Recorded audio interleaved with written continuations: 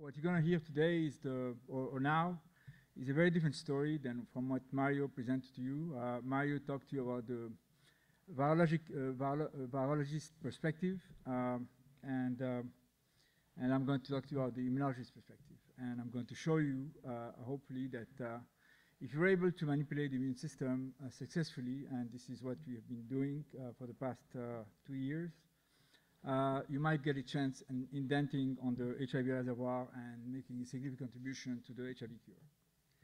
So, so the problem is not simple. It is complex because anytime you talk about the immune system, it's quite complex. But so the problem is to identify where the HIV reservoir lies and how big it is, and as Mario mentioned, I mean, the different forms of HIV reservoir, what we call the latent HIV reservoir, and also the slow replicating HIV reservoir. I want to mention that these are not two mutually exclusive scenarios. I mean, these are scenarios that I think live very well together, and I think I will show you that both of them, you can attack both of them by manipulating the immune system to eventually decay the reservoir. But I think most importantly, at least from an immunologic perspective, but in terms of interventions to eradicate HIV, there's no way that you can eradicate HIV if you don't do something to the immune system. And this is, what we've been trying to be doing for the past few years, either by modulating how T cells grow, how memory T cells persist, because, I mean, this is where the reservoir lies, but also how we can recall CD8 positive T cell responses, which are the main effector cells that eventually eliminate virally infected cells.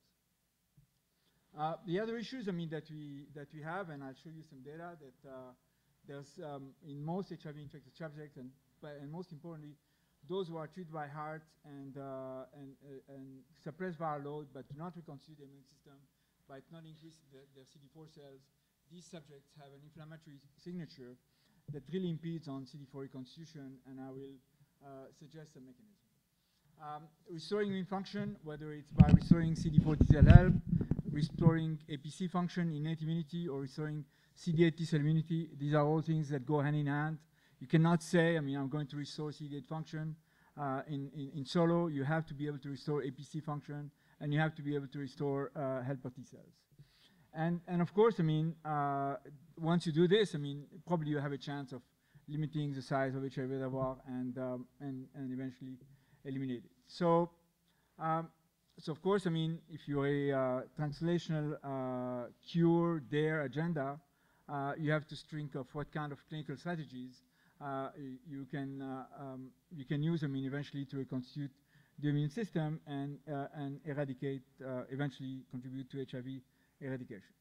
So this is really an incredible project that was started under the auspices of DARE, and through, in fact, a phone call between Steve Dix and the Sangamo group, and Sangamo called me and to try to start to work with their project. But I think there was a lot of rationale that many have developed, several in the room have developed, about why to adopt this strategy, and how to monitor it, and how it could contribute to HIV eradication. So, as I said, people are on suppressive heart. Most of them reconstitute their CD4 numbers, and they can live well. I mean, they're not subject to morbidities, to opportunistic infection, to cancers. But there's about 20% of them do not reconstitute their CD4 numbers, and these people are subject to comorbidities, cancers, opportunistic infections, and this is a population that you need to target because eventually they don't reconstitute their CD4 numbers, so they are immunocompromised, and if you can do something to compromise their immunity, to rescue their immunity, you might be doing something good. It happens also from our work and the work of Steve Dix and others that population of immunoresponders have a greater size of HIV reservoir than those subjects that achieve viral suppression and also rescue their CD4 numbers.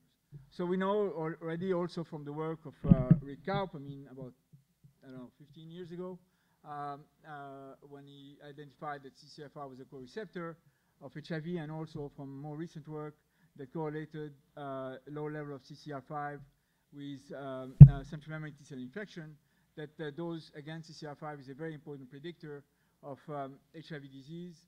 CD4 decreases, and recently the group of Christina Kitchen, together with Steve Dix in the large scope cohort, showed that when you have high CCR5 and high PD-1 on central memory T cells, this is the best correlate of low CD4 T cell numbers. So you don't have to be a genius, to think, that if you are now able, to provide, to replace cells, CD4 T cells in HIV-infected subjects on the heart with CCR5 deficient CD4 T cells, you might do something good by both rescuing immunity and also rescuing T cell homeostasis. So Sangamo, which is a small biotech in the Bay Area, developed a strategy that a few years ago was visionary. Now there's a lot of other very exciting other strategies that target knockout genes in human subjects without doing much bad. And this is to use endonucleases that are so you target the gene using an endonuclease, and that endonuclease cleaves the gene of interest, and you generate a double-strand DNA break, and of course non-homologous end joining leads to permanent CCR5 gene modification or any other gene that you want to target. So you can specifically target one gene. There are some off-site effects. In the particular case of CCR5 gene modification, CCR2 is a likely target, but about no more than 5 to 10% of sequences are CCR2. Most of them are CCR5 gene modification. And the way that you deliver this vector or this modified RNA in a T cell is either using an adenoviral vector at 35 here, but also more recently with the group in Seattle, Hans-Peter Kim, and also the Sangamo group, we're using transduction of mRNAs into these cells in order to knock out those genes. So you end up with CD4 cells, which are at least in a vast proportion of them devoid of CCR5. And essentially what you do once you do any clinical intervention is, which is, I think, very, I wouldn't say minimally invasive, you do electrophoresis, you enrich in CD4 cells, you use your adenovirus or mRNA to knock down CCR5. You end up, when you use adenovirus, with about 25% to 30% of cells that have the CCR5 modification. These are very polyclonal. We have sequence data that shows, in fact, that it's not a single insertion. There's many different T cells which are being affected. And then you expand, formulate, and then you reinfuse those cells into human subjects. Of course, autologous human subjects. So the first study that we did, and there's many other coming, I think, based on now I see some very sound rationale, was to infuse back these cells into subject. And initially, what we did was or what Sangamo did was a dose escalation where you infuse 10 billion, 20 billion, or 30 billion cells back into the autologous subjects. I just want to remind you that reinfusing back 10 to 10 cells in a human subject is minimal. Most of us have at least 10 to the 13 to the 15 T cells, so we were transferring maybe 1% or less than 1% of your total T cell input. And I think the results were very striking, because when you transfuse back these cells into human subjects and you follow them up for 24 months here, but almost all the way up to now we have data on 36 months, you see initially a very dramatic expansion. So it goes all the way from 0 to up to, in some cases, to 1,500. And I'll show you later data where they can go up to 4,000 CD4 cells. And then they eventually go down. And in fact, when they go down, they stabilize. They stabilize up to a year or up to 2 years here. And you can see, in fact, that if you look at CD4 counts per cubic millimeter, you can see that there's an increase, a significant increase in CD4 counts that is persistent in most subjects that we have identified. I will not show you data, but we have also shown that you not only increase CD4 counts, but also you restore the CD4-CD8 ratio, which is in most cases the best one of the best measure of clinical outcome in HIV infection.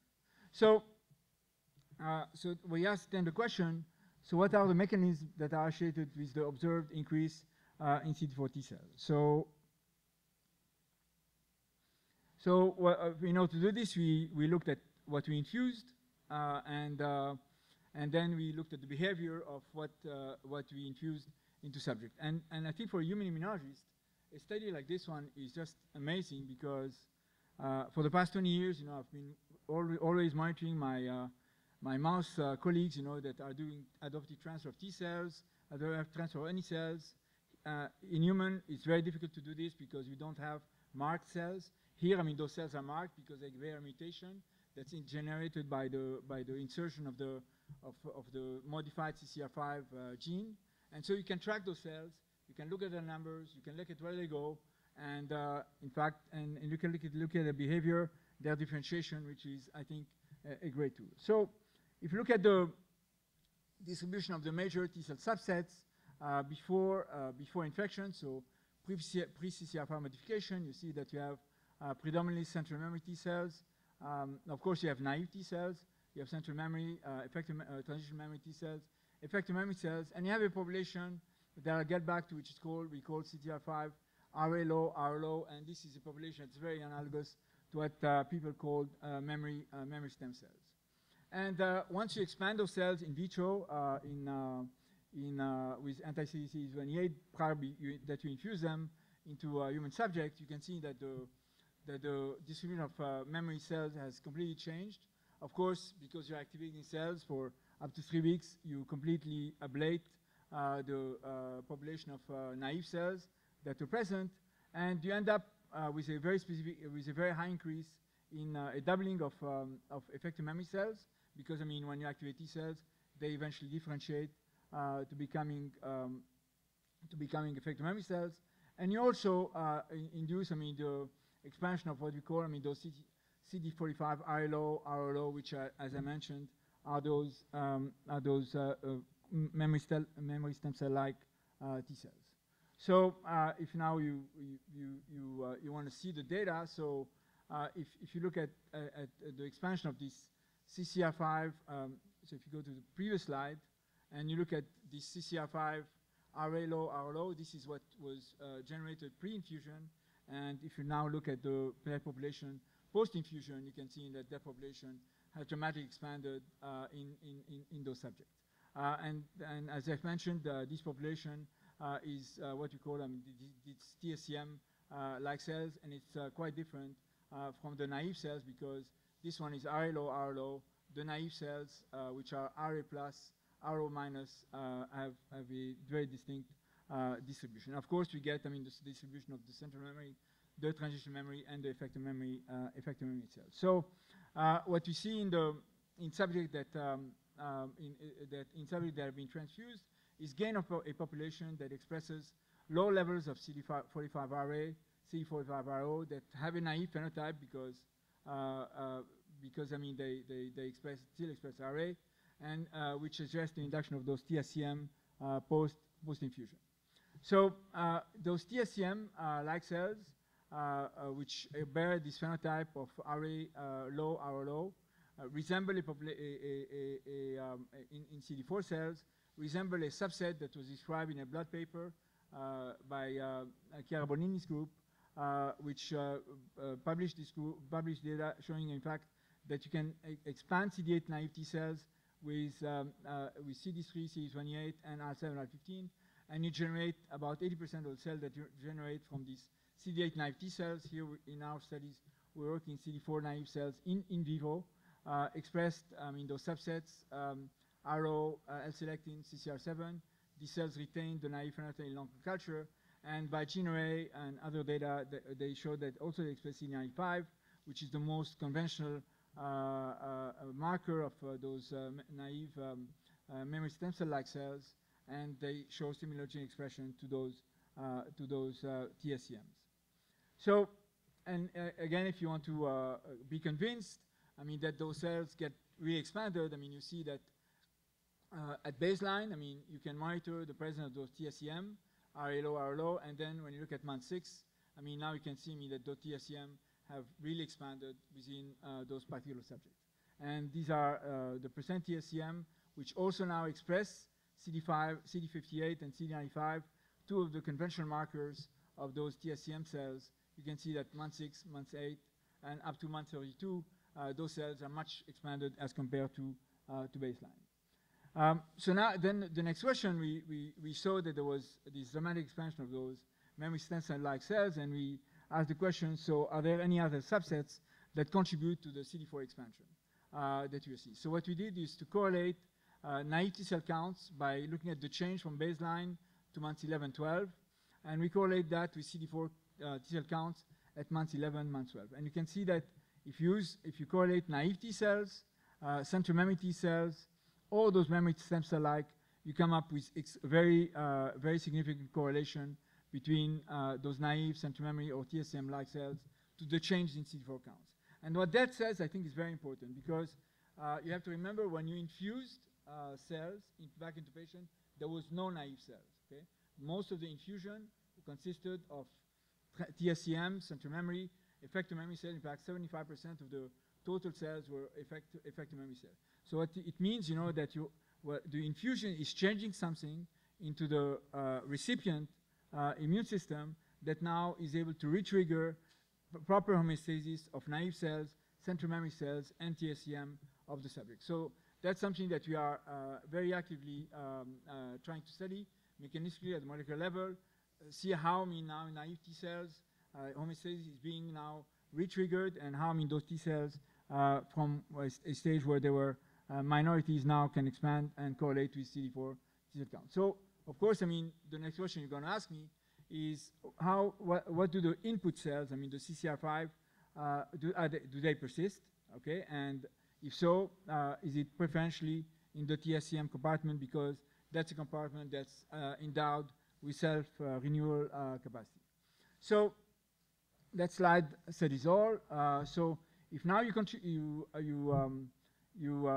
estimate, you generate a graph where you show the estimated number of the product, so SB728 relative to input. So you do a ratio between the input and the number of pentamer or mutated cells at month 5, month 6, month 7, and up to month 44. You see that in fact the two populations that contribute, the most to the increase are the central memory T cell that goes up, quite dramatically at almost up to a year, and then start to decay. But I think the population that really persists for a very, very long time are those memory stem cell-like population, because if you look at their contribution as compared to the input, up to even 3 years, you have 30-fold increase in the frequencies of those memory stem cell population. So very significant increase, and I think they're probably the ones which are contributing to the homeostasis, the increased homeostasis and number of CD4 cells to periphery. So then you're going to be confused, because you're going to tell me, you just said before, that you're changing something in the recipient population, and now you're telling me that those CCR5 modified cells persist for a long time. So what is really contributing to the CD4 reconstitution? So here what we did is to measure, in the different subset that we know persist, which are central memory and the TSCM. We looked in 2 patients, and these are data that we have for several patients. We looked at the frequency of CCR5 modified central memory cells and compare them to the frequency of unmodified. These are absolute numbers, I'm sorry. These are the absolute number of CCR5 modified CM compared to unmodified CMs. So you can see that these are the absolute numbers of the modified CMs, and these are the absolute numbers of the unmodified CM. So the absolute numbers of unmodified CMs, don't contribute very much, to the total increase or the global increase in the CD4 cells. And it's the same thing for TSCMs. You see that you have an increase in input, but also the unmodified TSCMs also persist and increase for a very long time. So both the input cells and also the cells that were present in the host are able to expand, again confirming that your input is reprogramming T-cell homeostasis and allowing T-cells to increase and to expand. So, and this in fact is independent of the dose. So I told you that we tried 3 different groups of subjects. Cohort 1 with 10 billion, cohort 2 with 20 billion, cohort 3 with 30 billion. This is the input on engraftment and on long-term persistence, and they have no correlation with persistence. So you could get, long-term persistence independently of the dose, that you are generating. And again, and if you look at the T-cell in the product and its persistence, again, you don't see any correlation. So this again suggests that there's something also in the immune environment in the host prior to infusion that could impact on the engraftment and survival of transfused cells. So that was the next part is we were seeing that this variability. We were seeing in fact that that there was something within the host that was affecting the reconstitution, and so we tried to identify what is present at baseline in the host that impedes on reconstitution. So we looked at parameters that affected CD4 engraftment and parameters that affected CD4 persistence at year 3. And one of the first things that we looked at was inflammation, and among the biggest contribution of inflammation are what we call inflammatory monocytes. So we looked at the frequencies of inflammatory monocytes at baseline on engraftment. So you can see that there's again a very significant negative correlation between the frequencies of activated monocytes in the CD14 compartment with the delta CD4 counts at day 21, but also at month 32 and month 34, suggesting that this event, that occurs at baseline, impacted not only on the short-term reconstitution, but also on the long-term reconstitution. And that parameter also affected, as I told you, the cell type that is contributing the most to the one of the most, to the long-term persistence, which are the TSCM. So again, the more inflammation you have at baseline, the less reconstitution or persistence of those TSCM you're able, to find. And then what we also looked at T cells, and one thing that in many other studies, and I might talk about that tomorrow, that keeps on popping up is LAG3. LAG3 positive T cells are enriched in Tregs, but are also LAG3 positive T cells are T cells that have been shown by Dario Vignali and many other groups that are called T-cell homeostasis, T-cell expansion, whether it's homeostatic or antigen-specific. And you can see again that the more CD4 positive T cells you had at baseline, the more it impacted on, negatively impacted on the delta CD4 counts at month 12. So very much in line with what would be expected from Março studies. The presence of that population was also very much affecting CD4 T cell reconstitution. We looked at other markers, like PD-1 on CD8 T cells, and also O-activated CD8 T cells, which are also a corollary of monocyte activation. There's a very strong interface between monocyte activation and T cell activation. You should read Immunity and Cell the past 3 months. And again, that interplay between monocytes in the previous slide and CD8 T cells goes hand in hand and correlates negatively with outcome. So so then what we did, and this is one of the few slides of system biology I'm going to show today. We looked at what is the pathway that was the most enriched and negatively correlated with outcome, so we compared gene expression in what we call high responders. Those that had the highest expansion in CD4 T cells with baseline gene expression, and in fact we were able to show that what really demarcates the most people that have high CD4 increases and low CD4 increases is the gamma interferon pathway. So everything that's in green is a negative correlate, everything that's in red is a positive correlate, and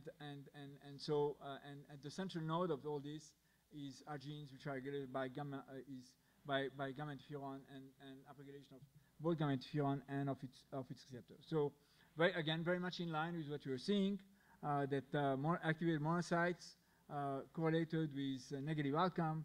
We also see that a byproduct of this inflammation, gamma interferon, is also going to be related to outcome. So I promised you that we were working on trying to eradicate HIV. So so one of the objectives, yes, was to transfuse those cells back and see whether now we are able to indent on the HIV reservoir. So Mario showed you, I think, a very telling slide that, in fact, if you look at antivirals, you have up to 76 years before you decrease your reservoir by 50%. So if you look at the next slide, so this is total DNA measured by digital droplet PCR. These are the 9 patients that we have enrolled in the study. If you look at patient 102, patient 103, patient 201, 301, 303, you have somewhere between 1 to 3 log decrease in the HIV reservoir, and that's in about 3 years. So you are able to achieve a 1 to 3 log decrease in the HIV reservoir. On average, in the cohort, we have almost a log decrease in the HIV reservoir, and the range goes from 0.5 log to a 3 log decrease in the size of HIV reservoir as measured by total DNA. So you're going to tell me total DNA is not the right way to measure the reservoir. So we measure the reservoir by integrated DNA. And this experiment done by Rémi Fromentin and Nicolas Chaumont. And again, you can see that you have a very dramatic increase when you compare baseline. In the same subject, we're seeing, the decreased HIV total DNA. We're also able, to see a decrease in the integrated DNA, which again has a very significant P. And we went one step further, so we asked the question, so where is this integrated DNA is decreasing? So the hypothesis that Mario showed you earlier is that if the reservoir is in CM or TM, which are self-repopulating T cells, that reservoir is going to persist no matter what, because the virus is not replicating those cells, it's just being maintained by homeostatic proliferation. But effector memory T cells are a cell where HIV can replicate. These cells are full of NF-κB. They are semi-activated T cells, and so we'd expect, that in those cells, there's an environment for which you might get HIV replication.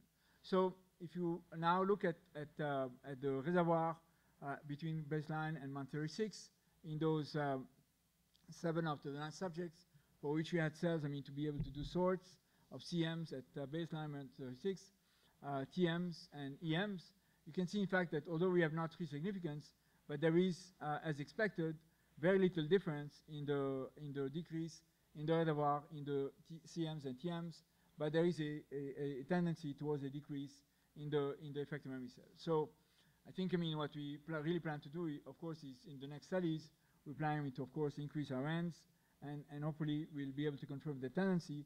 But that tendency goes very much in line with what you expect, that that particular strategy is not going to lead to very significant modification in the reservoir in EMs, in TMs and CMs, but is going to make an impact on the reservoir that's contributing to the repopulation of the reseeding, long-term reseeding of the HIV reservoir. So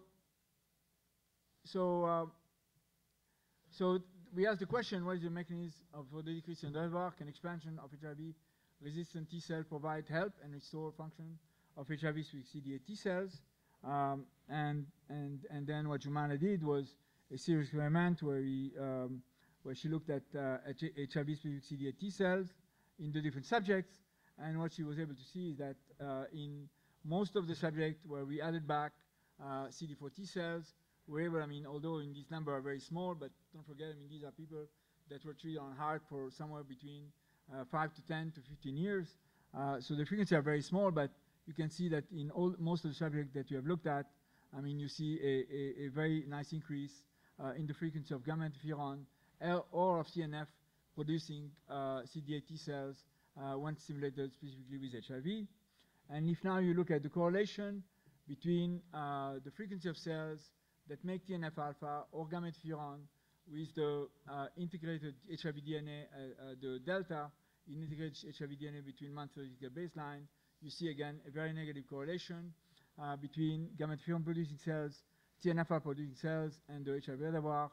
So the less the less you have TNF-alpha or gamma interferon producing cells, the lower your decrease is, and the more HIV-specific T cells you have, the more decrease in your HIV reservoir you get.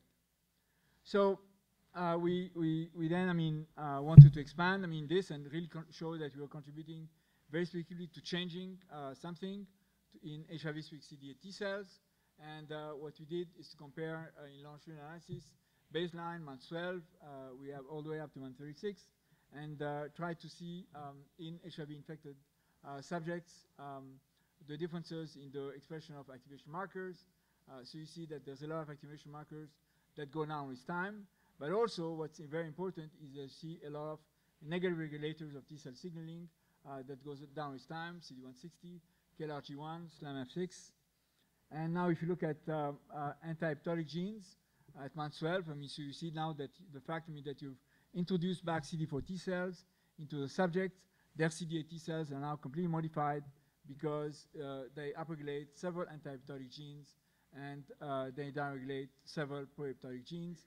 So those reduced level of pro-apoptotic genes and the reduced negative regulators of T cell signaling again goes very much in hand with the ICS assays that show